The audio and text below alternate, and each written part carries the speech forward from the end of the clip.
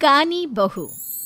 किशोरी लाल जी के बेटे राघव की शादी की बात जगह जगह चल रही थी, लेकिन किशोरी लाल जी को कोई लड़की पसंद ही नहीं आती थी।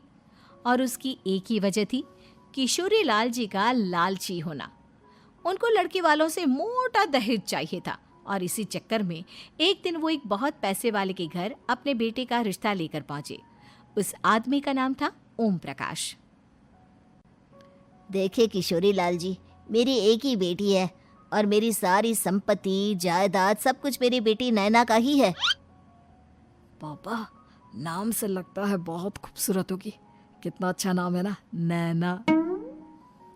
ओ, वैसे बात तो सही है आपकी। अब इतना पैसा है, जमीन जायदाद है, इकलौती बेटी, आप भी क्या करेंगे? सब कुछ उसे ही देंगे ना। बिल्कुल ठीक पहचाना आपने। बस बेटी की शादी और सारी जायदाद उसके नाम। पापा, बिना देखे हाँ कर दीजिए ना। इतना अच्छा रिश्ता फिर कहाँ मिलेगा? माला माल हो जाएंगे हम। मैं अपनी बेटी को बुलाता हूँ। अरे नहीं नहीं नहीं नहीं, आपकी बेटी का नाम नैना है, सुनकर ही लगता है बहुत सुंदर होगी। रहने दीजिए अंकल, मैं तो आपकी बेटी के नाम से ही इतना खुश हो गया हूँ कि उसे बिना देखे शादी करने को तैयार हूँ। अब तो मैं उसका चेहरा सीधे शादी के बाद ही देखूंगा। और इस तरह राघव नैना का चेहरा नहीं देखता और उससे शादी कर लेता है। शादी के बाद अपनी सुहाग रात पर जब राघव नैना का घूंघट उठाकर देखता है तो नैना की आंखें बंद थी। कितनी खूबसूरत हो तुम नैना, जरा अपनी आंखें खोलकर मेरी तरफ देखो तो सही। नहीं, मुझे शर्म आती है। अरे, मैंने तुम्हें शादी से पहले भी नहीं देखा, और अब अगर तुम आंखें खोलकर मुझे देखोगी भी नहीं तो मुझे अच्छा कैसे लगेगा? इससे पहले कि नैना अपनी आंखें खोलकर राघव की तरफ देखती, अचानक से लाइट चली गई और राघव नैना को पूरी तरह से देख भी नहीं पाया। अगली सुबह नैना राघव के लिए नाश्ता बनाकर लेकर आई। अरे ये क्या, आधा पराठा सीका हुआ है और आधा बिल्कुल कच्चा। ये तुमने क्या किया नैना? बहू, तुमने क्या आधा पराठा तवे से नीचे लटका कर रखा था, जो आधा सिका है और आधा कच्चा? मुझे जितना दिखेगा उतना ही तो सीखूंगी ना पापा जी। जहाँ जहाँ मुझे नजर आ रहा था वहाँ मैंने सीख लिया, जहाँ जहाँ नहीं दिखा वहाँ कच्चा रह गया होगा। इसका क्या मतलब है? ये कैसा मजाक कर रही है तुम? अरे बहू, तुमने इतना लंबा घूंघट क्यों लगाया हुआ है? देखो, हमारे घर में बहुओं को बेटी की तरह रखा जाता है, और फिर तुम तो इतना सारा माल लेकर आई हो। देखो, ये घूंघट डालकर रखने की कोई ज़रूरत नहीं है। हाँ नैना, पापा जी ठीक कह रहे हैं, तुम तो आराम से रहो, अपना ही घर समझो। नैना अचानक से अपना घूंघट उठा लेती है। अरे ये क्या पापा, नैना की तो एक आंख फूटी हुई है। नाम से नैना, लेकिन ये तो कानी बहू निकली। मेरे साथ धोखा हुआ है, धोखा। बिना दिखाए अपनी कानी लड़की मेरे संग ब्याह दी। मुझे कानी बीवी नहीं चाहिए। मुझे अभी ओम प्रकाश जी से बात करनी पड़ेगी। आखिर उन्होंने मेरे साथ ऐसा किया क्यों? अरे, आप लोगों ने ही तो पापा से कहा था कि आप लोग शादी से पहले मुझे देखना नहीं चाहते। अब मेरे पापा पर क्यों इल्जाम लगा रहे हैं? अरे लेकिन उन्हें बताना तो चाहिए था ना कि तुम कानी हो, एक आंख से तुम्हें दिखाई नहीं देता। किशोरी लाल और राघव नाराज होकर ओम प्रकाश को अपने घर बुलाते हैं। पापा जी, ये आपने क्या किया? शादी से पहले बताया क्यों नहीं कि नैना की आंखों में परेशानी है?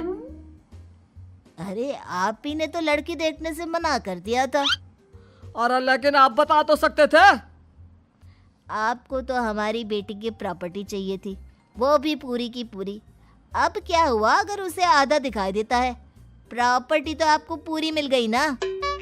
अरे ये क्या बात हुई? मेरी शादी प्रॉपर्टी से नहीं, आपकी बेटी से हुई है। अब ये तो पहले सोचना चाहिए था, तब तो मेरी प्रॉपर्टी देखकर तुम्हारी जुबान लप लपा रही थी। लेकिन मैं कानी लड़की को अपनी बीवी बनाकर नहीं रख सकता। पापा, कुछ करिए ना आप। हाँ, करता हूँ। देखिए ओम प्रकाश जी, आप हमारे साथ ऐसा नहीं कर सकते। और तुम देखो, अगर तुमने मेरी बेटी से शादी तोड़ी ना, तो जो भी प्रॉपर्टी मैंने तुम्हें दी है वो तो पूरी की पूरी वापस ले ही लूँगा, और आधी प्रॉपर्टी तुम्हारी भी लूँगा। अरे मेरी आधी प्रॉपर्टी भला क्यों लेंगे आप? इसलिए क्योंकि मेरी बेटी को आधा नज़र आता है और उसकी नज़र अभी तक तुम्हारी आधी जायदाद पर ही पड़ी है। अब तुम उसे घर से निकालोगे तो कुछ तो लेकर जाएगी ना। और अगर हम आपकी बेटी को अपने घर की बहू बना कर रखे तो? तो तुम्हारी पूरी प्रॉपर्टी तुम्हारी ही रहेगी, और जो मैंने तुम्हें दिया है ना, उसमें से बस मैं आधा लेकर जाऊंगा। अरे लेकिन अब आप अपनी दी हुई प्रॉपर्टी में से आधी वापस क्यों लेकर जाएंगे? अगर मैं आपकी बेटी को अपनी पत्नी बनाकर रखने को तैयार हूं तो? इसलिए ताकि भविष्य में अगर तुम मेरी बेटी को धोखा दो तो उसके पास कुछ तो रहे जो पति का हो। वैसे मेरे पास तो बहुत कुछ है, लेकिन अपने पति की कोई निशानी तो उसके पास होनी चाहिए ना। अब अगर तुमने मेरी बेटी को कानी कहा तो तुम्हें प्रॉपर्टी भी कानी ही मिलेगी, पूरी नहीं। जमाए राजा। किशोरी लाल और राघव समझ चुके थे कि वो बुरी तरह फंस चुके हैं और अब उनके पास वहां से निकलने का कोई चारा नहीं है। अब समझ में आया ना, लालच बुरी बला होती है। एक तो तुम्हें प्रॉपर्टी मिली, ऊपर से बीवी मिली, उसमें तुम्हें नखरे भी दिखाने हैं। आए बड़े, चुपचाप बैठो दोनों। कुछ दिनों के बाद नैना राघव की कार लेकर बाजार घूमने निकलती है और जब कार लेकर वापस आती है, ये क्या? एक तरफ से मेरी गाड़ी पूरी खराब हो चुकी है। लगता है तुमने मेरी गाड़ी को किसी दूसरी गाड़ी के साथ एक्सीडेंट किया है। अरे अरे कितना बड़ा नुकसान कर दिया तुमने बहू। वो क्या है ना पापा जी, मुझे एक आंख से दिखाई नहीं दे रहा था, सामने से गाड़ी आ रही थी। मुझे तो सिर्फ आधा ही दिखाई दिया और वो गाड़ी मेरी कार से रगड़ते हुए निकल गई। अब मैं क्या करूं बताओ? आप इसे ठीक कराने के पैसे कौन देगा? तुम्हारे पापा। तुमने मुझसे इस तरह से बात की? अभी रुको।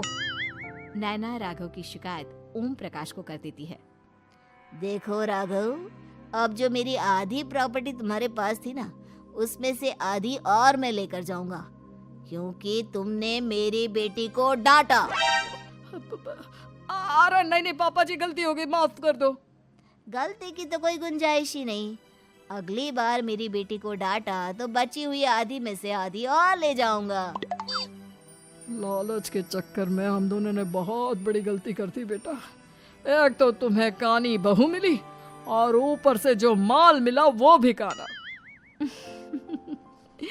इस तरह राघव की हर एक गलती पर ओम प्रकाश उसकी प्रॉपर्टी का आधा आधा हिस्सा लेकर अपना सारा माल वापस ले गया और राघव को कानी बीवी से काम चलाना पड़ा।